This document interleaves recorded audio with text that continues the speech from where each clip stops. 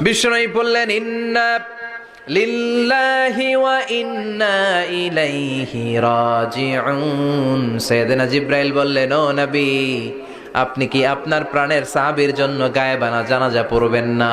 বিষ্ণু বললেন, অবশ্যই পড়বো। গায়েবানা জানাজা চিনেন তো? এটা পড়া কিন্তু সুন্নাহ। সামনে লাশ নাই, সামনে লাশ নাই, কিন্তু আমি ইমাম, সবাই দাঁড়ালেন পেছনে, আল্লাহু আকবার, 4টা তাকবীর দিয়ে আমরা নামাজ পড়লাম, মৃত ভাইয়ের জন্য দোয়া করলাম। এটার বলে গায়েবানা জানাজা। সুবহানাল্লাহ পড়েন। বিষ্ণু বললেন, অবশ্যই পড়ব। সাহাবীদের মধ্যে ঘোষণা দিলেন, ও সাহাবারা, তোমাদের ভাই মুআবিয়া ইবনে মুআবিয়া আল মুজানি কিছুক্ষণ আগে মদিনাতে ইন্তেকাল করেছে। তোমাদের ভাইদের জন্য সবাই বাইরে বের হয়ে আসো, এই মাত্র আমরা, এই মুহূর্তে আমরা গায়েবানা জানাজা পড়ব। বিশ্বনবী প্রথম কাতারে দাঁড়ালেন, হাজার হাজার সাহাবারা লাইন ধরে দাঁড়ালো।